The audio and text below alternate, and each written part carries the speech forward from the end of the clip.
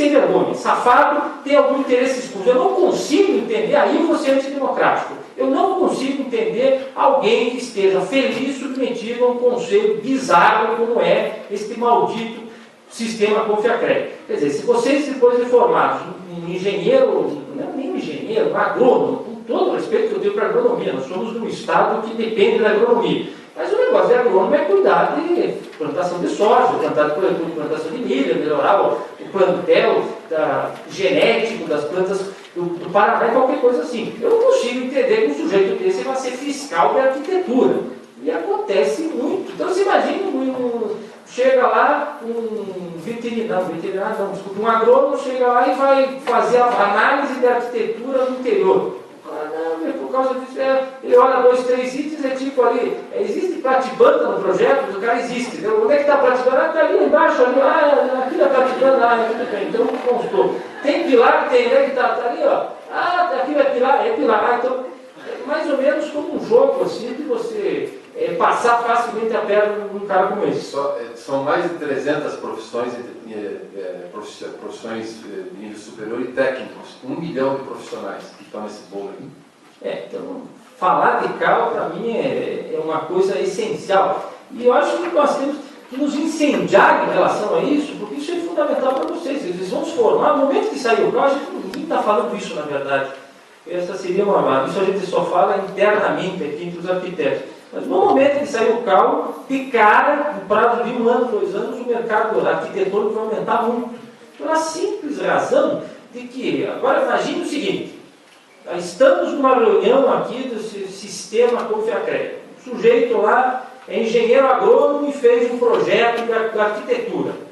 Ele está protegido por lei porque ele faz parte de um negócio chamado Conselho Federal de Engenharia, Arquitetura e Agronomia. O agrônomo fez um projeto arquitetônico. Aí eu chego com o parecer aqui, ó. Existe uma reclamação aqui que fulano de tal agrônomo e fez um projeto arquitetônico. Vamos colocar em votação. Aqui está todo esse povo reunido aqui, 4 de nós somos arquitetos. Quem é contra? Os 4 levantam a mão. Quem é a favor? Aprovado. Próximo item.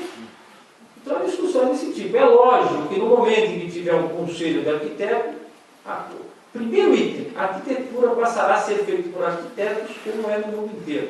Hoje, a gente tem que enfrentar o mercado cruel por causa disso, que qualquer engenheiro elétrico, gerador, com todo o respeito que eu tenho essas profissões que estão garantindo que a luz esteja aqui, mas eu não consigo entender conforto, estética, organização espacial feito por essas pessoas. Aliás, eles conseguem entender de plantas, eles conseguem entender. Eu sempre falo, né, a grande diferença entre engenheiros e arquitetos é que eles veem as paredes.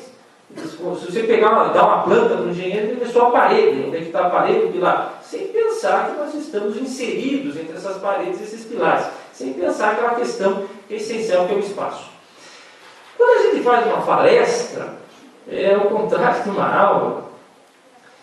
A aula tem que ter um tema, tem que ter um programa, o professor Carlos Gatti cobra isso, a gente tem que apresentar no começo do ano, gente. A palestra é tema livre.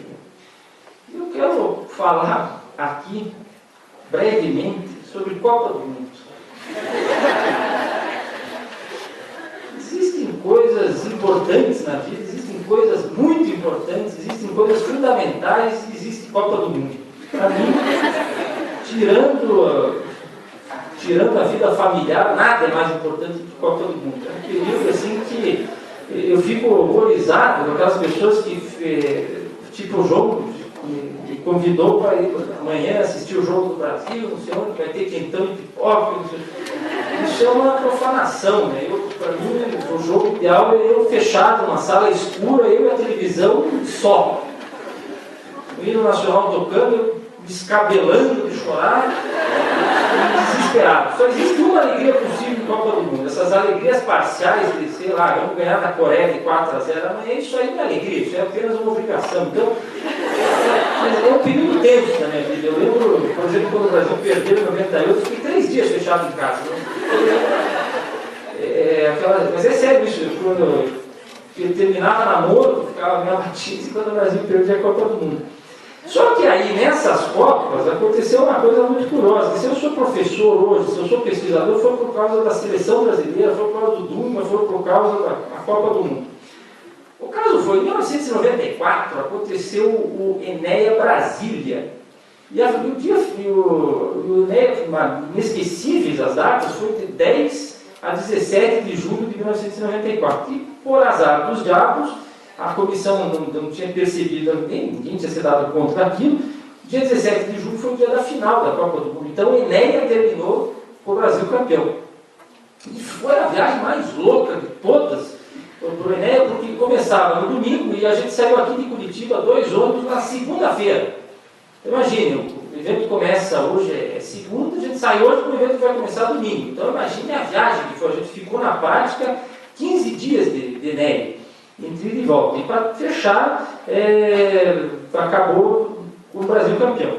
E logicamente, né, o consumo de álcool foi uma coisa espantosa. Assim. Eu, evidentemente, sempre fui um grande consumidor de cachaça e naquele evento foi particularmente, eu fui parar no médico lá em Brasília, mas a minha vida estudantil era isso, não era muito, não diferia muito do que aconteceu lá naquele encontro do que acontecia antes. E no último dia o Brasil foi campeão. E aí acabou o jogo, eu lá em Brasília, inclusive a gente assistiu, eu assisti o Brasil campeão na televisão do Pipoqueiro. E tinha um telão, estourou o telão, eram 2 salas como essa, uma delas estourou e aí todo mundo foi para outra sala e ninguém mais cabia lá. Então aí tem que se juntar. Todas as pessoas que participaram daquilo, várias, de vez em quando eu lembro, estavam lá em Brasília. Puta, aquela televisão do Pipoqueiro, não sei o quê. Para vocês terem uma ideia, numa televisão a gente acha que tinha pelo menos umas 200 pessoas, assim, você não podia mexer a cabeça assim, na frente, não sei o quê.